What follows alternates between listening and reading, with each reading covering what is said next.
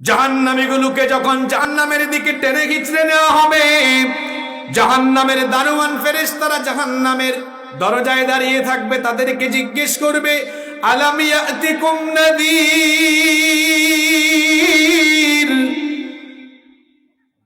কি ব্যাপার কপাল পোড়া দুর্ভাগার দলেরা, তোমাদের কাছে কি কোনো সতর্ককারী আসে নাই?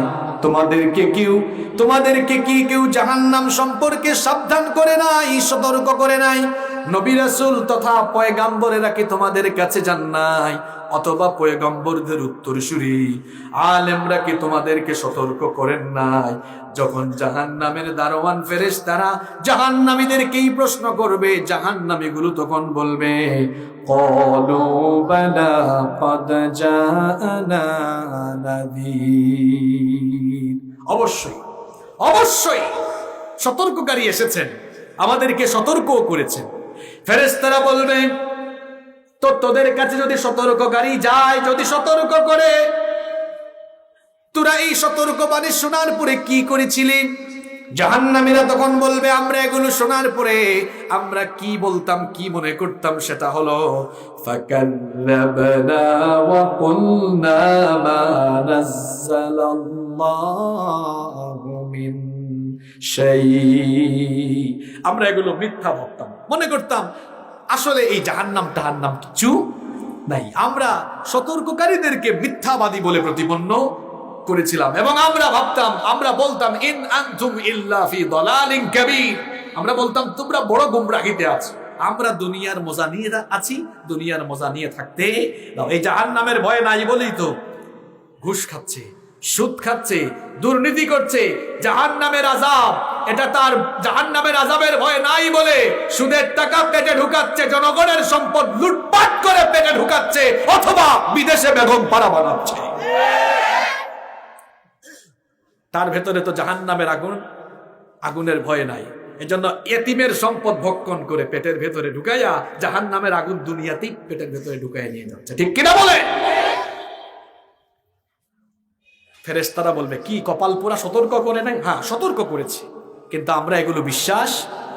ফেরেশতা বলবে, বিশ্বাস যেহেতু করিস না, একটু পরে বুঝবি মজা, একটু পরে মজা। ফেরেশতারা বলবে, ঠিক আছে, যেহেতু বিশ্বাস করো নাই, এবার জাহান্নাম খুলে দেওয়া হবে।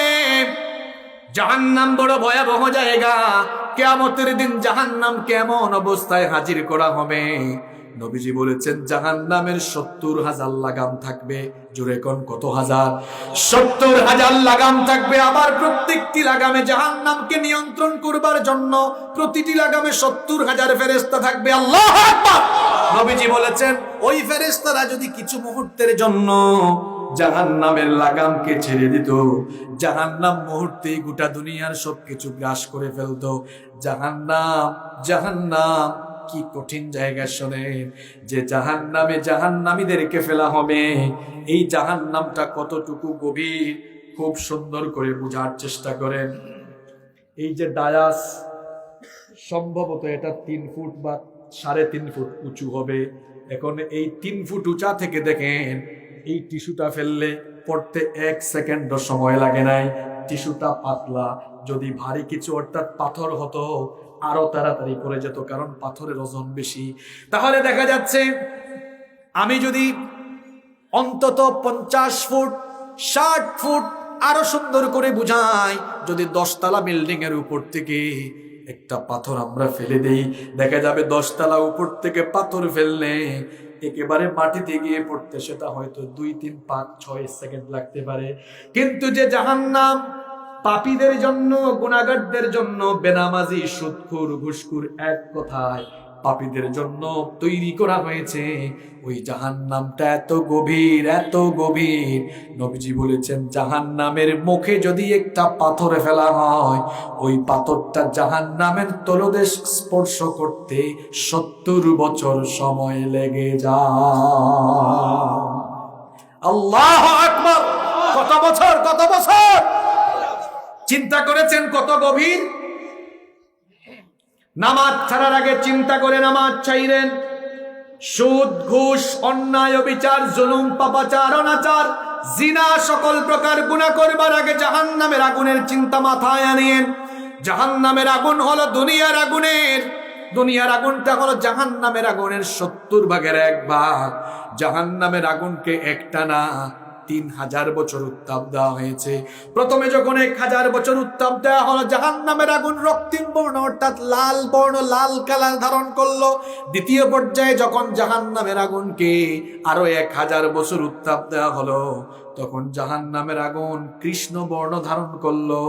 এরপরে তৃতীয় পর্যায়ে যখন জাহান্নামের আগুনকে আরো 1000 বছর উত্তাপ দেওয়া হলো, জাহান্নামের আগুন নিকষ কালো, তমসাচ্ছন্ন অন্ধকার কালো অবস্থায় পরিণত হয়ে গেল। তাহলে বলেন তো জাহান্নামের আগুনের রংটা কিরকম? আরো জোরে বলেন। এবার আমাকে বলেন দুনিয়ার আগুনের রংটা কিরকম? এবার বুঝার চেষ্টা করেন।